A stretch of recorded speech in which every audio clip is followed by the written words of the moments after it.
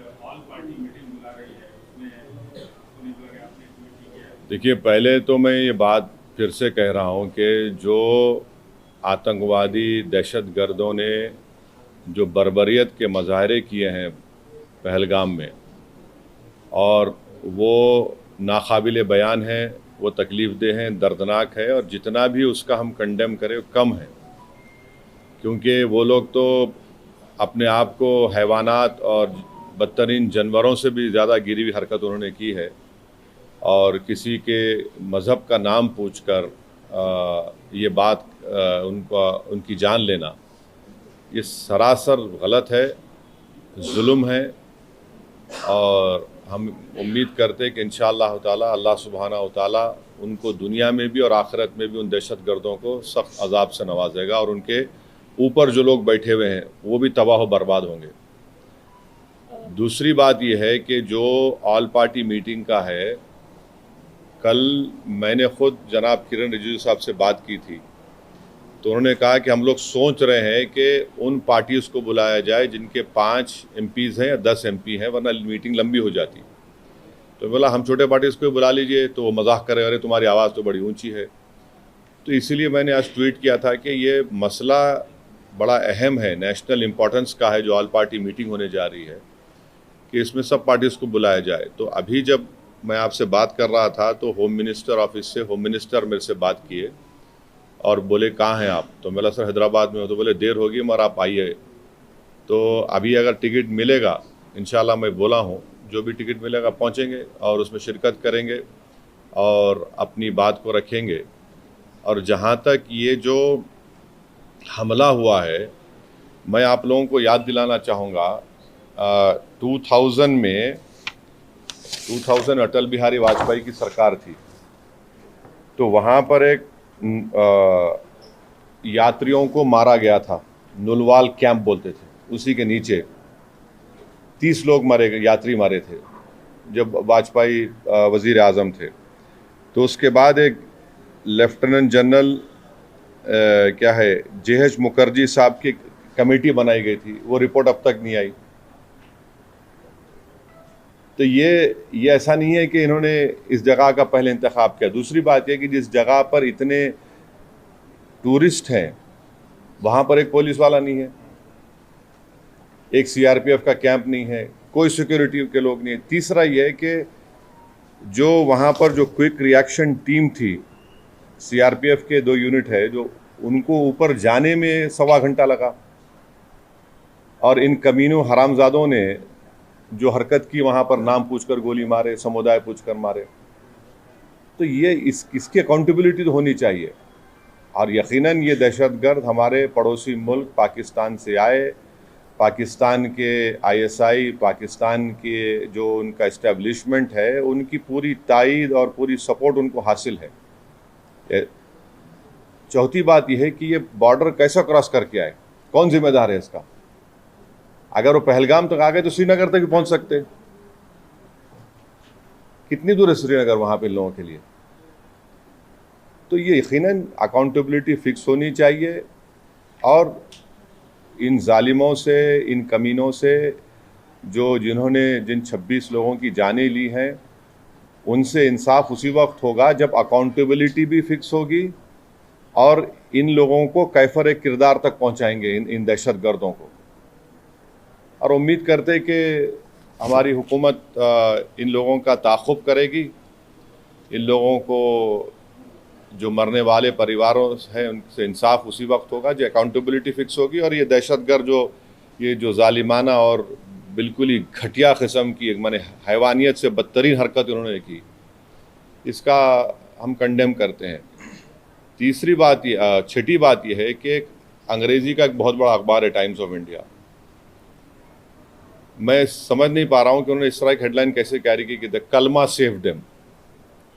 आप इस तरह की हेडलाइन कैसे लगाते बताइए? आप तो पूरे मुसलमानों को ही आप दोषी करार दे रहे हैं। भाई वो आतंकवादियों का कोई मजहब नहीं होता, वो दहशतगर्द हैं, वो तो ISI की ISIS की आइडियोलॉजी पे चलने वाले कुत्ते हैं ये लोग। इतना बड़ा अंग्रेजी अखबार द कलमा save them, what is this? भाई कितने जो कश्मीर में जितने आतंकवादियों ने सबसे ज़्यादा मारा, वहाँ के कश्मीरी मुसलमानों को मारा, सबसे ज़्यादा मरने वाले वो हैं वहाँ पे, तो उसके बारे में क्या बोलेंगे आप? ये तो एक आइडियोलॉजी है ना, ये तो टेररिज्म की एक आइडियोलॉजी है। तो बड़ी अफसोस की बात है कि इतना बड़ा अंग्रेजी का अखबार होकर आप इस तरह की हेडलाइन कैरी करते थे, कलमा सेव देम और द कलमा was the difference. You cannot carry such headlines. You cannot generalize the whole great religion of Islam. तो नहीं सुन तो लीजिए, अगर आप ऐसा ही इस तरह की अगर आप हेडलाइन लिखेंगे तो आप तो जो कमीने शैतान बैठे हैं पाकिस्तान में उनको तो खुश कर रहे हैं आप, उनको तो खुश कर रहे हैं आप। अफसोस की बात है ये। द कलमा वाज द डिफरेंस, आप देखिए हेडलाइन जो है वो उस तरह की हेडलाइन हो सकती है किसी की। और आखिरी बात यह है कि कल शाम में 6:30 बजे तेलंगाना के चीफ मिनिस्टर एक all party candle light march necklace क्या है वो पीपल्स प्लाजा के पास करने वाले हैं। मैं हैदराबाद की आवाम से, तेलंगाना की आवाम से अपील कर रहा हूं कि आप हज़ारों की तादाद में उसमें कल शिरकत करिए। हमको एक होकर इस अपने मज़हब पे चलते हुए उसके बावजूद भी हम इस बात का ख्याल रखें कि ये हमारे देश का मसला है, मुल्क का, वतन अजीज़ का मसला है। हम तमाम को वहाँ पर जमा होना है। चीफ मिनिस्टर ख़ुद उसकी लीड करेंगे, हमारी पार्टी भी, हमारे पार्टी के एमएलएज भी, जितने हमारे मेंबर्स हैं, बल्कि जितने जो टेररिज्म के ख़िलाफ़ हैं और जो इस मुल्क से मोहब्बत करने वाले हैं, मैं उनसे उम्मीद करता हूँ कि वो हज़ारों नहीं लाखों की तादाद में वहाँ पर जमा हो। और हमारा वहाँ पर जमा होना ना सिर्फ हम खराज अक़ीदत पेश करेंगे उन मरने वाले ख़ानदानों को, बल्कि हम उन लोगों को भी पैगाम देंगे जो दहशत गर्दी के ज़रिए इस मुल्क में हिंदुओं और मुसलमानों में नफ़रत की दीवारों को और इजाफ़ा करना चाहते हैं। तो टेररिज्म के ख़िलाफ़, भाईचारगी के ख़िलाफ़ और कश्मीर के कश्मीरियों के लिए भी हमको ठहर कर बोलना है। आप किसी एक इलाके के, कश्मीर हमारा अटूट हिस्सा है और हमेशा रहेगा, तो कश्मीर की ज़मीन पर बसने वाले लोग भी हमारे अटूट हैं, इनको भी हमको कॉन्फिडेंस देना है। अब आपका कोई सवाल है तो बोलिए, मुझे जल्दी जाना है एयरपोर्ट। एक सेगमेंट है, आप सिर्फ हेडलाइन की, अखबार के हेडलाइन की बात कर रहे हैं, लेकिन एक सेगमेंट है जिसको एक मौका मिला है या सोशल मीडिया पे हिंदू मुस्लिम बहुत ज़्यादा किया जा रहा है, उसके लिए आपका क्या मैसेज? नहीं, आप ये भी तो देखिए कि उसमें गरीब कश्मीरी मुसलमान जो घोड़े पर बिठा कर लेकर गया था, रिपोर्ट्स में आया है कि वो रोकने गया इन जालिम कुत्तों को, शैतानों को, तो उसको भी गोली मार दी। कई तस्वीर हैं कि जख्मियों को लोग उठाकर लेकर जा रहे हैं नीचे। आप अगर जो लोग सोशल मीडिया पर ये जो बदगुमानी और जहर फैला रहे हैं वो पाकिस्तान को और LT को खुश कर रहे हैं, याद रखिए आप। वो ये कहना चाहते कि कोई हिंदू कश्मीर को नहीं आ सकता, तो आप उनको कामयाब कर रहे हैं इस तरह की बकवास करके। आप भाई, आपको अगर नफरत है किसी से तो फिल वक्त रुक जाइए, वक्त नहीं नफरत दिखाने का। ये वक्त हमको एक सीसा पीला हुई दीवार की तरह खड़े होकर उन तमाम ताकतों को एक पैगाम देना है। आप तो उनको कामयाब कर रहे हैं इस तरह की बकवास करके। वो जो चाह रहे थे, आप उनको मदद कर रहे हैं। आप एक बात समझिए कि कितने कश्मीरी मारे गए, उनका क्या मजहब था? मुसलमान भी थे वो। सबसे बड़ा नुकसान तो उनको हुआ है, उनको ही होगा कल के बाद। तो आप वो जो दुश्मन चाह रहा है वो चाल में उनको कामयाब होने दे रहे आप इस तरह की बकवास करके। और जो लोग टीवी चैनल पर जो बैठे हुए हैं, मेरी उनसे भी दरखास्त है, आप देख लीजिए। आप जो बैठकर आप जो सरमनाइजिंग कर रहे हैं, आपके सरमन से आप तो फायदा पहुंचा रहे हैं। हाँ, बोलिए। प्रधानमंत्री ने एश्योर किया है पब्लिक मीटिंग में कि अब आतंकवादियों की जो बची कुची जमीन है वो भी अरे ले लीजिए ना भाई, कौन रोक रहा? हम तो बोल रहे हैं लो बोल के कई मरतबा ये बात। POK ले लीजिए जाकर, वो इलाका भी लीजिए जो चीन के पास है। POK का इलाका पाकिस्तान ने चीन को दिया, वो भी ले लीजिए। बराबर लेना चाहिए, छोड़ना नहीं चाहिए उसको, बिल्कुल लीजिए, उसमें क्या बात हो रहा है, क्या है। हमने तो इंडस वाटर ट्रीटी को भी ख़त्म कर दिया, वो रोक लगा दी उसके ऊपर। तो अब ये बताइए पानी कहाँ रखेंगे हम लोग? डैम बनाना पड़ेगा ना आपको, पानी कहाँ रखेंगे? दूसरी बात यह है कि झेलम चेनाब का मामला है, तो बागलियार हमने बनाया। अब ये जो चेनाब का मामला है पूरा पहाड़ी इलाका है, समझे आप, पहाड़ी इलाका है। और जो झेलम का इलाका है तो आपको फिर लैंड एक्विजिशन करना पड़ेगा पानी के लिए। करिए आप, बहुत अच्छा है, जो आप कर सकते करिए, मगर अकाउंटेबिलिटी फिक्स करिए।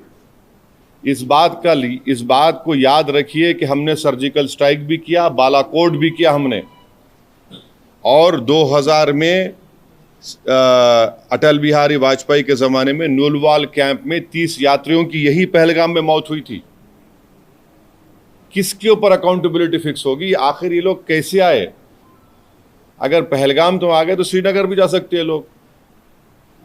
तो ये अकाउंटेबिलिटी फिक्स होना ज़रूरी है, डिटरेंस पॉलिसी हमारी देखना ज़रूरी है, और ये जो हरकत किए ये कुत्ते, इनको सज़ा मिलना ज़रूरी है। और असल इनसे ऊपर जो शयातीन बैठे हुए हैं, जो हमेशा ही नहीं चाहते कि ना भारत में ना कश्मीर में अमन रहे, इनको जड़ पेड़ से इनको सबक सिखाने की ज़रूरत है। ये सिर्फ मेयर रेटरिक नहीं होना चाहिए, बल्कि ग्राउंड पर उम्मीद करते कि एक्शन होना। और मैं ऑन रिकॉर्ड कह रहा हूं कि होम मिनिस्टर जो जाकर मिले विक्टिम फैमिली से, अच्छा किए, वो आसान काम नहीं था मगर अच्छा किए। मगर उन विक्टिम्स को ये नहीं है कि हम भूल जाएं थोड़े दिन के बाद, उन मरने वालों के परिवार के आंसू रायगा नहीं जाने देना चाहिए। और कई ऐसे वीडियोस है कि जो लोग जिनको पनाह दिए, कश्मीरी मुसलमान पनाह दिए उनको, वो भी तो देखिए आप। सर ये जो मेजर्स लिए, ये जो मेजर्स लिए एससी सार्क जो स्कीम में वीजास है उसको इमीडिएटली कैंसिल करना, रद्द करना, और 18 को बंद करना, और आप जैसा बोले झेलम, चेनाब, ब्यास, ये नदियों को कैसे रोक पाएंगे? मतलब डैम तो बनाएंगे। नहीं ठीक है, देखिए वर्ल्ड बैंक इसका वो इंश्योर करता है, तो आप करिए ना, हमको इतराज नहीं। पानी कहाँ रखेंगे वो भी तो देख लीजिए, क्योंकि जो Chenab area is a mountainous area, and ये नदी जो जाती चेनाब की, वो माउंटेन से जाती। झेलम का जो है वो जमीन पर जाती, तो आपको डैम तो बनाना पड़ेगा। इंडस का जो है वो उधर अलग एरिया, वो तो अलग छोटा सा है एकदम। वो नहीं सर, ये कैसा दिखती है मेजर्स को? ये काफी है पाकिस्तान की जो दहशतगर्दी। एक बात सुनिए, मैं प्राइम मिनिस्टर से एक सवाल ये कर रहा हूं कि जनवरी 2025 तक पहलगाम में उस मुकाम पर 2 सीआरपीएफ की यूनिट थी, अब क्यों नहीं है? क्यों हटाया गया उनको? पूछ लीजिए, सही है तो सही है बोलिए, गलत है तो गलत बोल दीजिए। जो बेसान मीडोज है, क्या हुआ वहां पर? फिर नीचे से जो क्विक रिएक्शन एक्शन टीम को 1 घंटा लगा ऊपर जाने के लिए, और ये कमीने कुत्ते जो है नाम पूछकर मार रहे थे लोगों को, मजहब पूछकर मार रहे थे। अकाउंटेबिलिटी तो फिक्स होनी चाहिए भाई।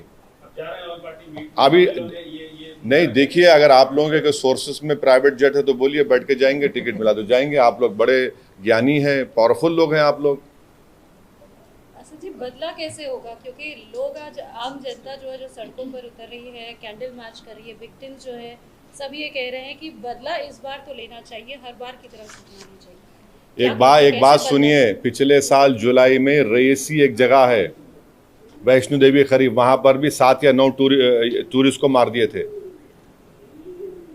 यकीनन टेररिज्म के ऊपर कोई कॉम्प्रोमाइज नहीं होना चाहिए, मगर अगर आप दावे करेंगे खत्म हो गया तो कहां खत्म हो रहा? अकाउंटेबिलिटी फिक्स करिए भाई, बस अकाउंटेबिलिटी आप फिक्स करिए। तो हम लोग ये मान सकते हैं कि ऑल पार्टी मीट में एमआईएम की तरफ से ये मसला रहेगा, जो यहां बोला हूं ये बोलूंगा, और जो वहां बोलूंगा वो बाहर आके नहीं बोलूंगा। इंटरनेशनल लेवल पे किस तरीके से प्रेशर बन सकता है आपको लगता है? प्राइम मिनिस्टर ने अभी पब्लिक मीटिंग में एक बात सुनिए, ये टाइम जो है ना नेशन को देखने का है। जो भी नेशनल इंटरेस्ट में सिक्योरिटी के लिए, कश्मीरियों की तहफ़्फ़ुज़ के लिए जो भी स्टेप गवर्नमेंट उठाती है, MIM पार्टी उसको सपोर्ट करेगी। बाद में हमारी जो शिकायतें हैं नहीं हैं वो बोलते रहेंगे, मगर एज ऑफ नाउ इस क्रिटिकल टाइम पे हम सबको एक होकर ये काम करने की ज़रूरत है। इंटरनेशनल लेवल पे किस तरीके से इंटरनेशनल लेवल पे तो सरकार कर रही है ना, सरकार कर रही है। वॉट एवर स्टेप्स जो which have been taken in the cabinet committee on security, we welcome it, ठीक है। जो स्टेप लेना है। आप ये अलाउ तो नहीं कर सकते, मगर हम यही चाह रहे हैं कि कहीं ना कहीं अकाउंटेबिलिटी फिक्स हो, मगर नेशनल इंटरेस्ट में तो हमको एक होने का है। अपने पॉलिटिकल डिफरेंसेस होंगे, वो चलते रहेंगे, वो ख़त्म होने वाले नहीं है। वो डेमोक्रेसी का तकाजा है, वाइब्रेंट मगर आज की सूरत हाल में यह है कि इसमें हमको थोड़ा देख के सर ये रॉबर्ट वाड्रा का स्टेटमेंट अब छोड़ दीजिए ना, अभी अब वो अहम नहीं है। आज अहम है कि कैसे पाकिस्तान से LET के टेररिस्ट आए, उनका हम कैसा उनको रोकेंगे, जड़ पेड़ से निकालेंगे। ये नेशनल इंटरेस्ट का डिमांड है। आप नेशनल इंटरेस्ट में हमको देखना है। सर अकाउंटेबिलिटी फिक्स होनी चाहिए बोलकर आप कह रहे हैं, तो ये अकाउंटेबिलिटी कैसे फिक्स होना चाहिए, मतलब क्या क्या मेजर्स लेना चाहिए, आपकी तरफ से क्या डिमांड्स रहेंगे, आप सेंट्रल गवर्नमेंट देखिए अकाउंटेबिलिटी फिक्स होनी चाहिए, वो जो समझने वाले समझ जाएंगे। Okay, thank you, thank you. अब जाने प्राइम दीजिए। मिनिस्टर ने कहा है कि we will identify, track and definitely we welcome it, please do it. जड़ पेड़ से निकाल कर फेंकिए इन शयातीन कुत्तों को। बोल रहे हैं कि मिट्टी में मिला देंगे। बिल्कुल मिट्टी में नहीं, बल्कि पहाड़ में मिला दीजिए उनको, आप चूरा चूरा कर दीजिए उन लोगों को। ये नेशनल इंटरेस्ट में हम कह रहे हैं आपसे, बिल्कुल रोकिए ना, रोकना चाहिए। मजाक है क्या, बोलिए आप। कैसा अरे आप वो खाली पढ़ेंगे, देखेंगे वो दर्दनाक नज़ारों को तो आप बेचैन हो जाते हैं। क्या गुजर रही होगी उस बच्ची पर जो अपने पति की लाश के बाजू खड़ी हुई है। आज हम तो बड़ा सब जने बातें करते हैं, मगर जिंदगी गुजार रहे हैं, कौन पूछता क्या है उनको। एक्सग्रेशिया मिलेगा, उसके बाद क्या होगा, उनका तो बहुत बड़ा नुकसान हो गया ना। विवाह हो गए, लोग हनीमून मनाने गए। अब बताइए कोई शादी करके जा रहा है कि ये क्या है। ये तो डेफिनेटली जो सख्त से सख्त एक्शन ले सकते हैं प्राइम मिनिस्टर, उनको लेना चाहिए और ये जड़ पेड़ से ख़त्म होना। और इसमें कश्मीरियों का फ़ायदा है। आप बताइए, पूरा टूरिज्म इंडस्ट्री बर्बाद। मैं गया था 3 दिन पहले, हमारे MLA इम्तियाज़ जलील के बेटे का निकाह था। जगह नहीं है आपको वहाँ पर, श्रीनगर में इतने शादियाँ लोग आके कर रहे थे वहाँ पर। अब सब नुकसान होगा ना।